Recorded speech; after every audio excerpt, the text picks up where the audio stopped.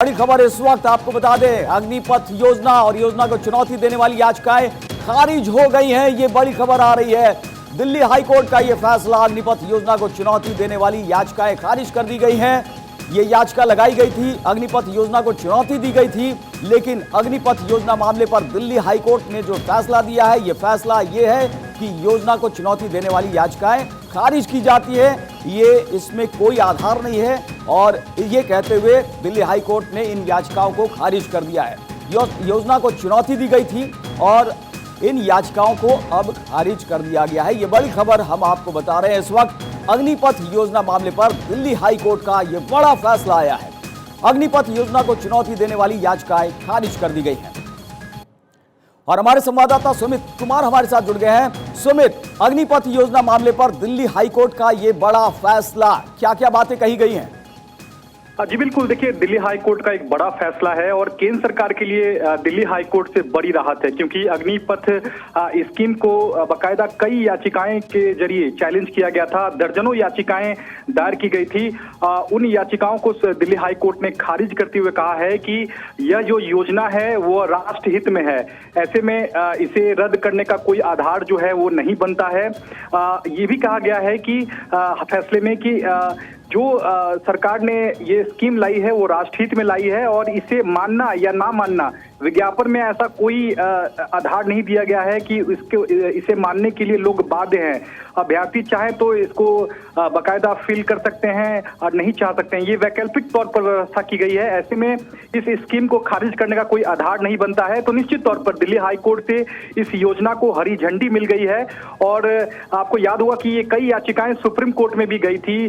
पूरे देश भर में तमाम हाई कोर्ट में जो मामला था उसको सुप्रीम कोर्ट ने एक साथ क्लब करते हुए दिल्ली हाई कोर्ट ट्रांसफर किया था। और पूरे हाई कोर्ट, पूरे देश भर में जो हाई कोर्ट थे उसमें एक ही मामला जो है वो दिल्ली हाई कोर्ट में ट्रांसफर कर दिया गया था।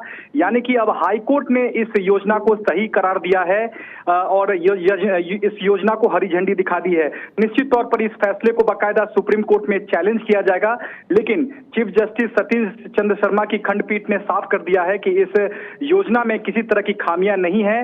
राष्ट्रहित में इस योजना को लाया गया था और इसे मानने के लिए लोग बाध्य नहीं है। ऐसे में इस योजना को ये एक विकल्प है, इसको मानने के लिए बाध्य नहीं। सुमित, आपसे यह भी जानना चाहेंगे कि बहुत सारी जो विपक्षी पार्टियां हैं, कांग्रेस और तमाम दूसरे दल, वो इसकी आलोचना करती थी। कई बार तो यूपी बिहार से जो वहां पर पार्टियां हैं, अनर्गल बातें उनकी तरफ से सुनने को मिलती थी। क्या इसके बाद अब उनकी तरफ से ऐसे बयान आने बंद हो जाएंगे, ये माना जाना चाहिए?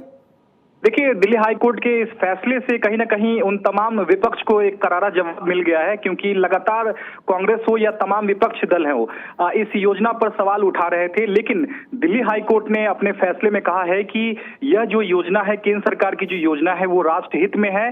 और विज्ञापन जो सरकार ने जारी किया था उसमें एक तरह से विकल्प के तौर पर इसे रखा गया है। लोग इसे माने चाहे ना माने, उन पर निर्भर करता है। यह बाध्यकारी नहीं है यह योजना।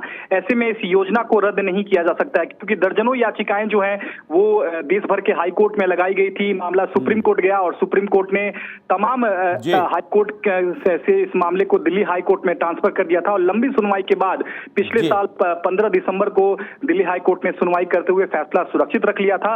और आज जो फैसला दिल्ली हाई कोर्ट ने सुनाया है वो बेहद अहम है, क्योंकि हाई कोर्ट का ये ऑब्जर्वेशन है कि यह योजना बिल्कुल ये काफी अहम होगा और इसके दूरगामी नतीजे निकलेंगे। अब आलोचना बंद हो जाएगी, ये माना जाना चाहिए। सुमित, बहुत बहुत शुक्रिया तमाम जानकारी के लिए।